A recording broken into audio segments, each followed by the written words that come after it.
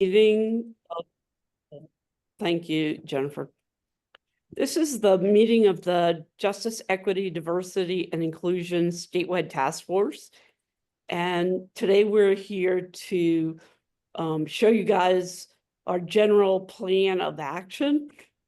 You'll get more specific information as we go along.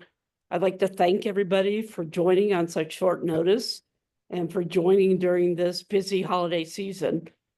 After our meeting tonight, there is another program that we have the Zoom link for, and you'll have to enter it in your Zoom to attend the meeting from the Colorado Immigrant Rights Coalition that is going to explain immigrants' rights. And it's important for us to know that, because if we see any kind of ICE enforcement action that's violating people's rights, we can both document it and we could say something if we feel able to. We're going to have 4 people presenting today. My name is Kathy Ebersberger. I'm the chair of the Justice, Equity, Diversity, and Inclusion Task Force. We have Shauna Tracy, who's a member of Arapahoe Douglas League. Jennifer Patterson is another member of Arapahoe Douglas League, and Vida Lance Brown is a member of the Arapahoe Douglas League. And we've been researching this for about 3 weeks and have put together a plan. We have to remember that things are going to change constantly with respect to the mass deportations. There's going to be changes. There's going to be U-turns, there's going to be detours, and we're going to try to react as quickly as we can. So we'll ask everybody to please keep looking at your emails so that when things change and we might need some immediate actions, we can all participate.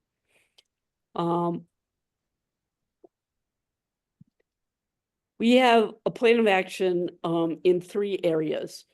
We have action as state league members, and Shauna, Jennifer, and I are going to talk about some of those.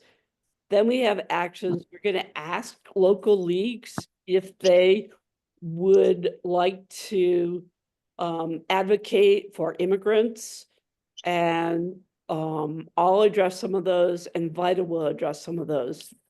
We also plan to ask the National League if we can lobby on detention center accountability and inspections. And then remember that the Know Your Rights as Immigrants program follows this meeting at 6 o'clock. We have the Zoom link is going to be in the chat. So, and we'll put that again at the end of our session today so that it's readily available to you. If you have any questions, please put them in the chat. Jennifer's going to be watching the chat. And so we'll get started. If anybody hasn't signed in, please put your league chapter, or if you're with an organization, write the organization name, or if you're here individually, please indicate that. So Shauna Tracy is going to start addressing our state league, the actions that we'll take as a state. And this will include both actions that the state league will take and also actions that you can take as individuals supporting the state league stance. Shauna. Hi, everybody. I want to start by saying thank you for caring about immigration. If you attended the last JEDI meeting and you saw Chris Fresquez from El Seminario, he said no human is illegal, and I think that's such an important talking point. Immigration is a critical issue right now, but I also often say it's a moving target. The news seems to change daily, often becoming more ominous. Ready to connect. And our plans going forward, as Kathy said, will be fluid, and they're truly dependent on what the incoming administration puts forth regarding deportation. So while it's very challenging to plan for hypotheticals, there are some concrete things we can do right now, and that's what we're going to discuss tonight. So I want to start just by giving you an idea of where the League stands. The League supports a system for individuals living in the country without legal permission to earn legal status, including citizenship by paying taxes, studying civics, and meeting other relevant criteria. The League does not support deporting these immigrants who have no history of major and/or violent criminal activity. Next slide, Kathy. So what comes next? So the first thing you're going to start seeing is a sustained campaign of some action alerts.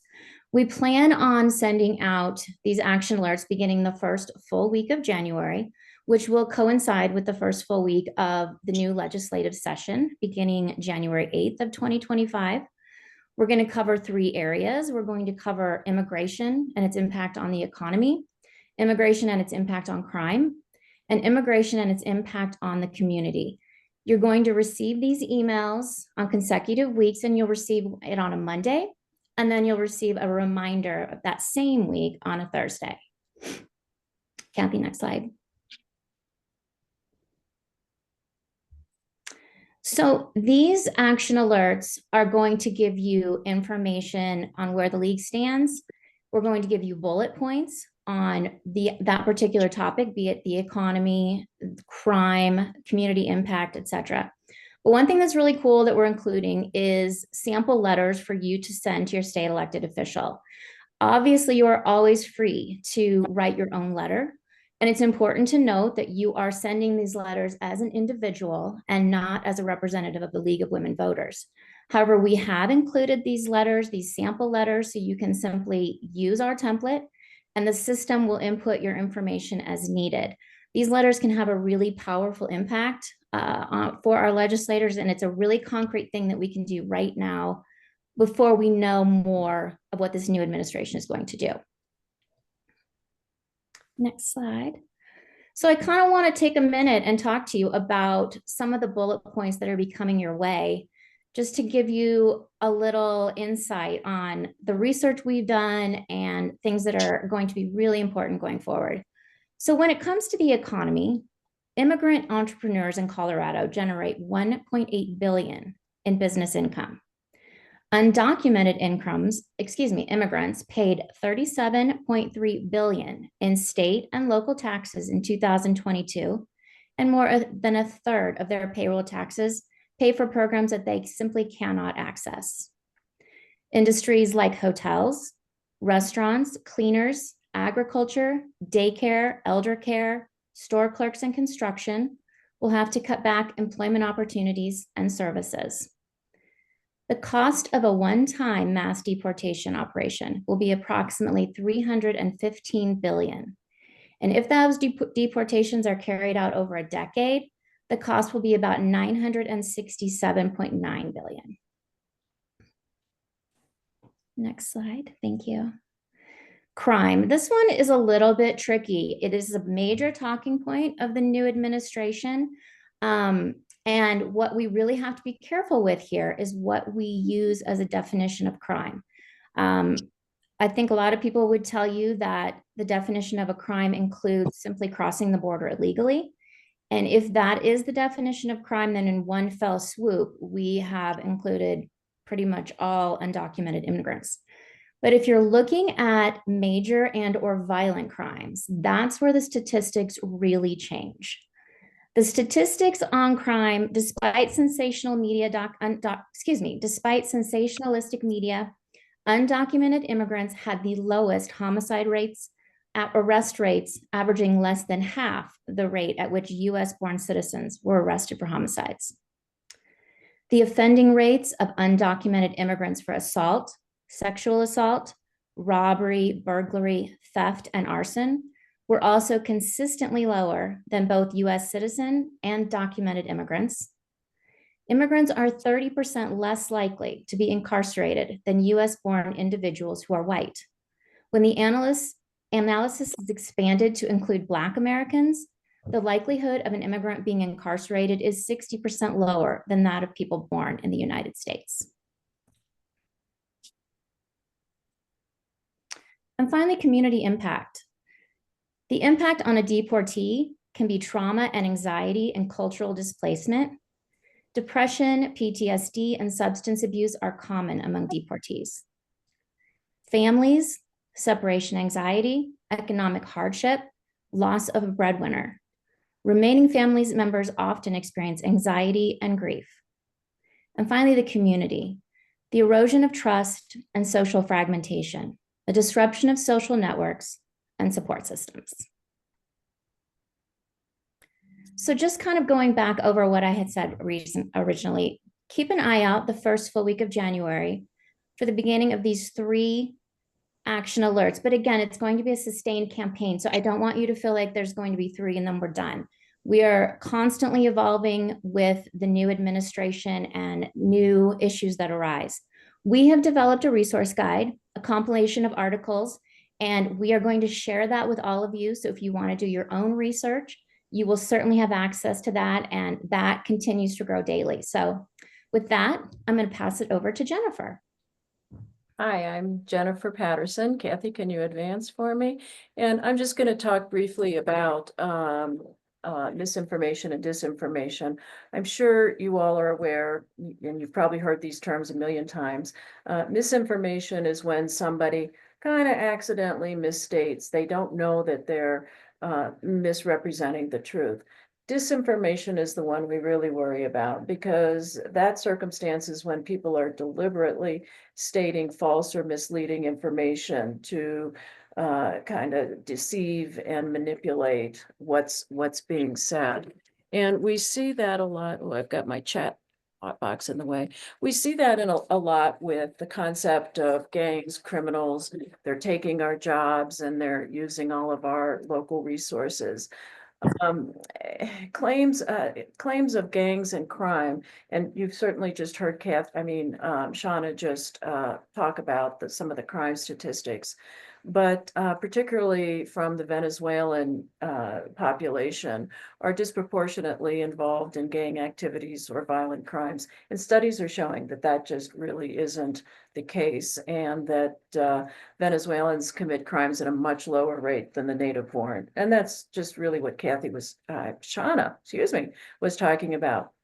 Taking our job narrative suggests that immigrants are responsible for job losses among native workers.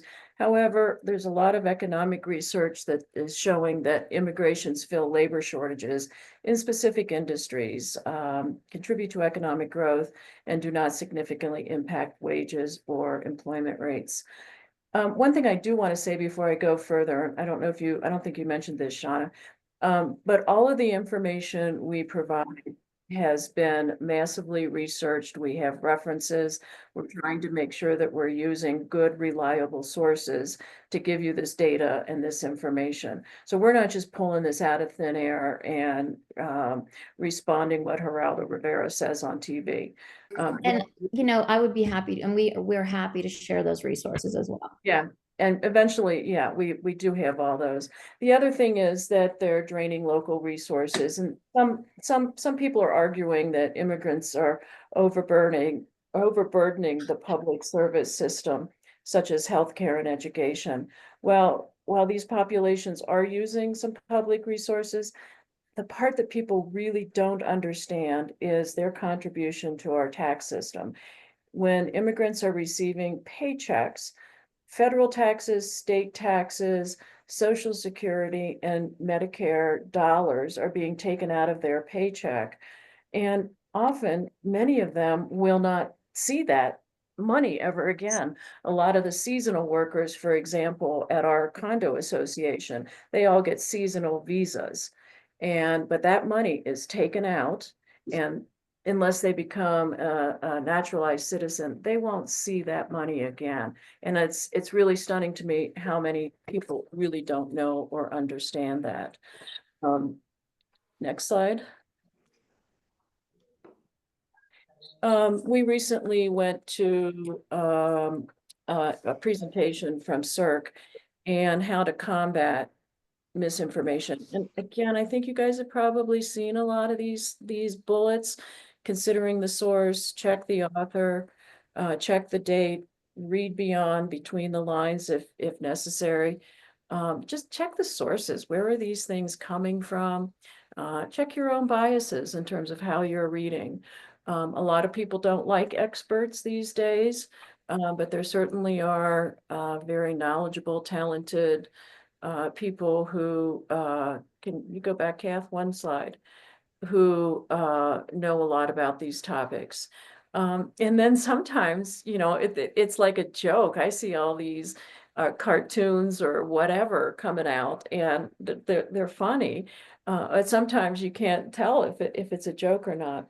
The one that always gets me is the source. And I know sometimes if I go up and tap on the link where it came from, and it's just a bunch of crazy alphabetical, numerical numbers and letters, totally unrelated to, maybe it was supposed to be the New York Times.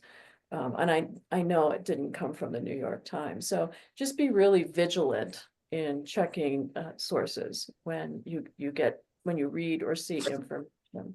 And again, we will be providing you with some notable sources over the coming weeks. Thank you. I think you're next, Kathy. I think I might be on mute, am I? No, I hear you. Okay. Yeah, I want to sort of emphasize this, that we're going to have these action alerts in different topic areas, because as you can see, just in these 3 areas, there's so much you couldn't just write one letter. So in our talking points, there will be links to references for all the information we have. So you'll get that geared to a different, to a specific topic. And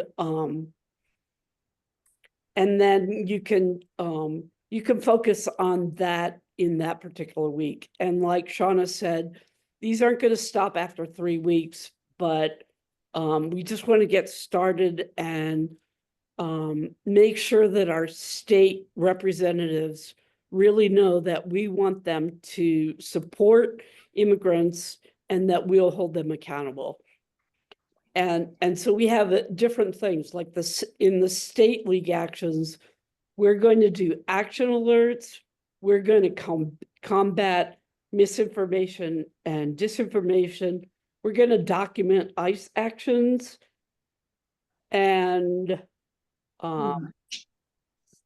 I can't remember what the next thing is, but when we get to that slide, I'll let you know.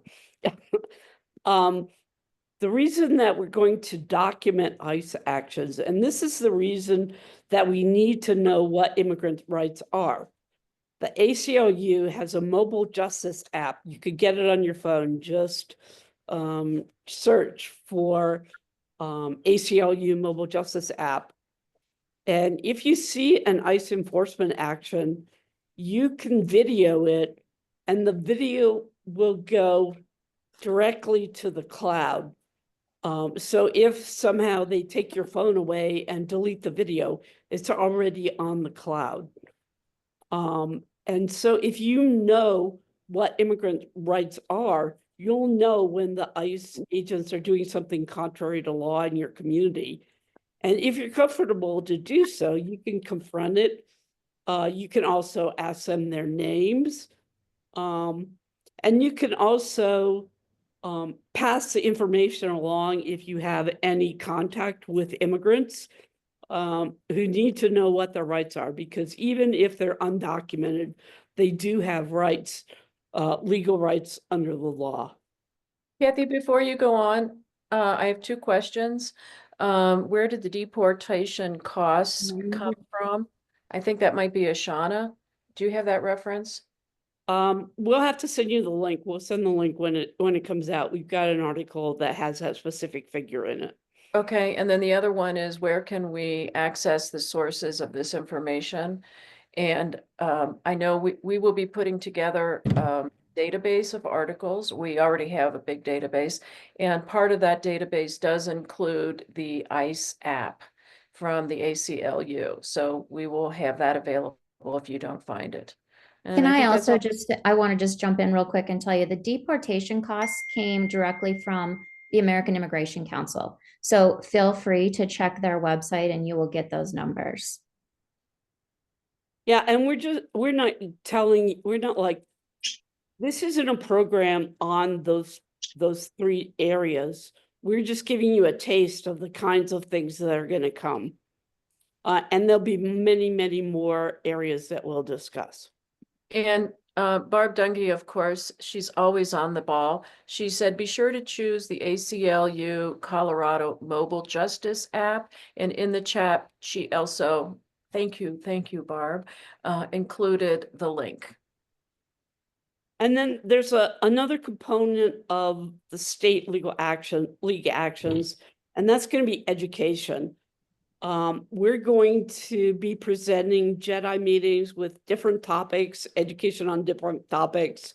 We're going to be interacting with immigrants' rights groups, such as tonight when we publicize the Colorado Immigrant Rights Coalition's program on Know Your Immigrants' Rights. And so education is going to be a really important part of our state league actions because it's a very complicated subject and it has 5,000 moving parts. So we'll keep you up to date on the different issues that arise as they come forward. Then we're also going to have the ability for local leagues to get involved and to advocate for immigrants' rights.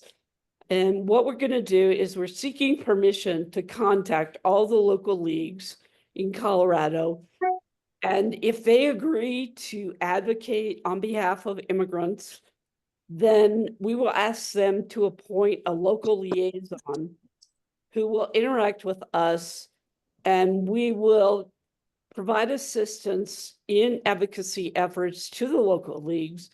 We can provide action alerts for their particular local officials to contact their local officials, whether by writing or by calling or by speaking in public meetings. We'll help them combat misinformation and disinformation. And then we're going to also prepare immigrants' rights cards that local leagues will be able to pass out to immigrants in their communities. But that's only if the local league decides to take this under their league. We don't want to say that we're telling the local leagues what to do, but we're available if they want to participate. And Vida Lance-Brown is going to talk about what these immigrant rights cards would be. Vida. Hi, everyone. Can you see me? Yep. Okay. Hi, my name is Vida, and this is very near and dear to me. For 20 years, I have been helping people in community, and I believe that anyone, even if you don't live next door to me, that you're my neighbor and I'm concerned and I care about you. And so I was wondering, what could we do to help?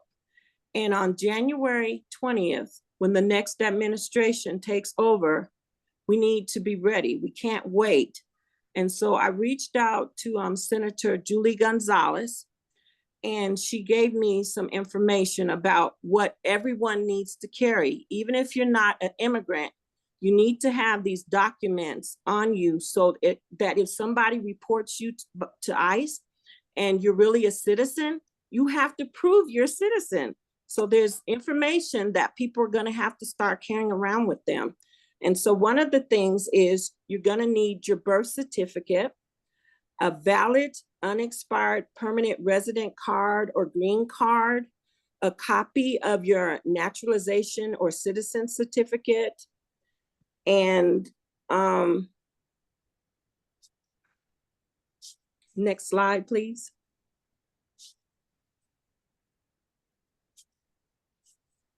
Nope. Uh-oh, I don't see the, okay. Is that it? talk about it. NACRA, what is that? Okay, so I'm just gonna read you guys what I have prepared. The documents you will need to carry on your person at all times is your birth certificate, a valid unexpired permanent resident card or green card, or your driver's license, your immigration status, a copy of your US passport, or a copy of your naturalization citizen certificate. And DACA stands for Deferred Action for Childhood Arrivals, and the NACRAC stands for Naturalization Citizens Temporary Protected Status. So what Senator Gonzalez said is you need to make, you know how we do when we say we're gonna vote? You need to make a plan for your family. Unfortunately, because of the new administration, we were protected at hospitals, schools, churches. Those protections are going away. So you could be picking up your children from school and ICE could walk up to you, and you need to have your child's birth certificate and your birth certificate so that you can prove that you are here and that you belong here. So it's very important that everyone plans. We need a plan of action, paperwork that you're going to carry on your person all the time. And it's to protect you so that ICE won't take you. And so it's very important. And that's all I had to say. Yeah, and what we're envisioning in these cards is making sure that all immigrants know that they need documentation at all times. We don't know for sure that they're going to take away the sanctuary places, but that is what is projected to happen. It's hard to know now what exactly is going to happen because people's minds get changed frequently, but we have to be ready in all events, no matter, because we can't have it happen and people not know about it. So that's one of the reasons that we think it's important to get the word out to every immigrant that we have. I think one of the things that concerns us is the possibility that there will be racial profiling based on either race or profiling based on accents or how you look. And so if they actually pick you out, you'll have to be able to prove that you're a citizen. The next area that we're going to participate in is the national area. We plan to ask the League of Women Voters of the United States for permission to lobby about detention center accountability and inspections. Jason Crow just filed a bill in the House of Representatives called, the Public Oversight of Detention Centers Act of 2024. Obviously, this isn't going to get passed this year, and so Jason is going to have to refile it in 2025 if he determines that that would be a good thing to do. This bill was a bipartisan bill, but it's really important that we keep detention centers accountable. There have been some problems in the private detention center that's located in Aurora. And it seems likely from what Project 2025 says that they are going to be expanding detention centers to the point where they're going to start using tents to shelter people. So we really have to pay attention to the living conditions in the detention centers. And right now, access to those detention centers is very limited. So we need to have people in there to inspect them. And if there are problems, we need to have the detention centers held accountable. So that's an overview of what we plan to do as the league, as the state league, what we're going to ask local leagues to do, and what we're going to ask the National League if we can have permission to do.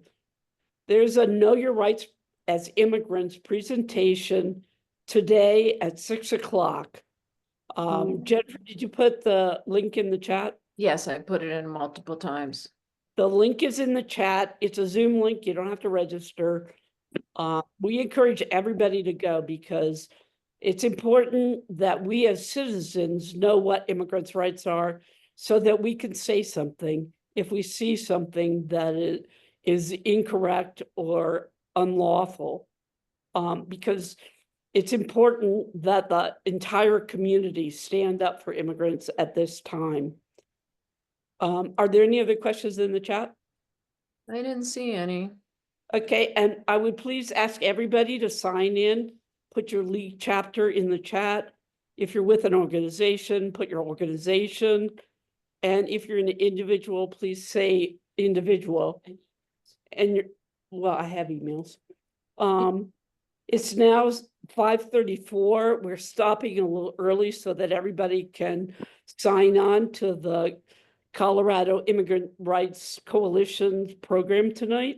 We would encourage everybody to please attend that.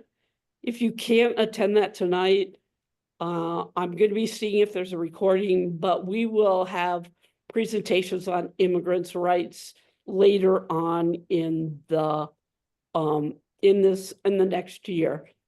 I want to thank everybody for coming today, and I'll just let you know the League of Women Voters' office is going to be closed starting Saturday morning until New Year's Day.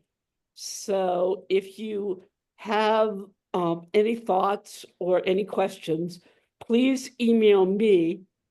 Jennifer, can you put my email address in the chat? Yeah, just a second. Email We're me also getting a few questions here. Okay. I'd also like to add just a reminder to please keep an eye out for the action alerts that will begin that first full week of January. And yeah, so keep in touch because we don't have much time before January 20th. Oh, And want to get people prepared as possible. And then when things start happening, we're just going to have to react fast. Jennifer. Peggy Leach asked, how often does the task force meet? As a group, we're meeting on Tuesdays, correct, Kathy? Mondays. We just started the task force in September and we don't have a specific schedule. Historically, task forces only meet once a month, but we're going to have to meet more often than that. I'll try to get on a consistent schedule in the new year. But I think some things are going to come up really quickly that we have to react to. And it's going to be like this meeting where we had to give notice only a couple days ahead of time. I would also ask if anybody is an attorney and has time to volunteer to help immigrants learn their rights. We have a Colorado immigrant rights group that has asked for support because apparently some of the groups in the mountains are having trouble getting knowledge about their rights. And also, if anybody speaks a foreign language, especially Spanish, but other languages too, please put that information in the chat.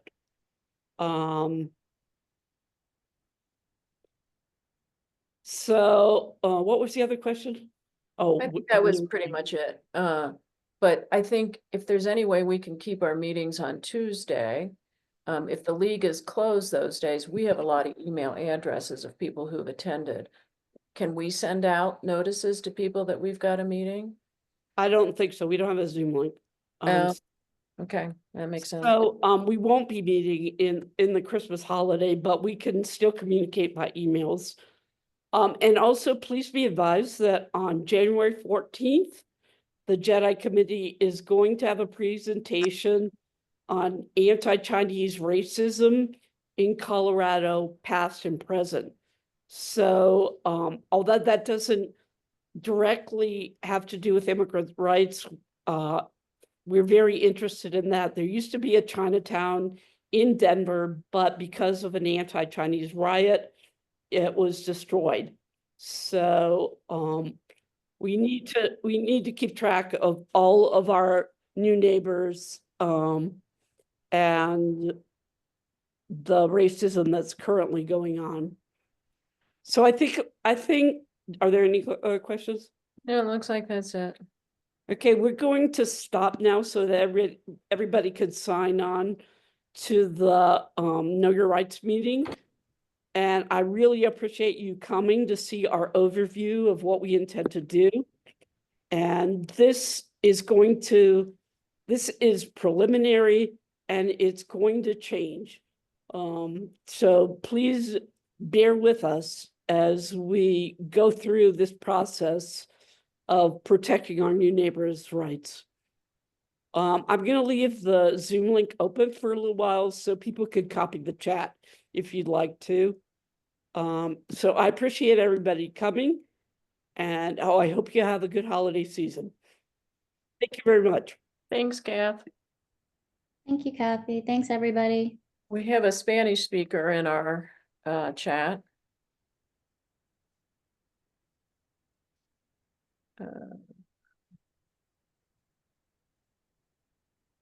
I did get your email in there. Looks like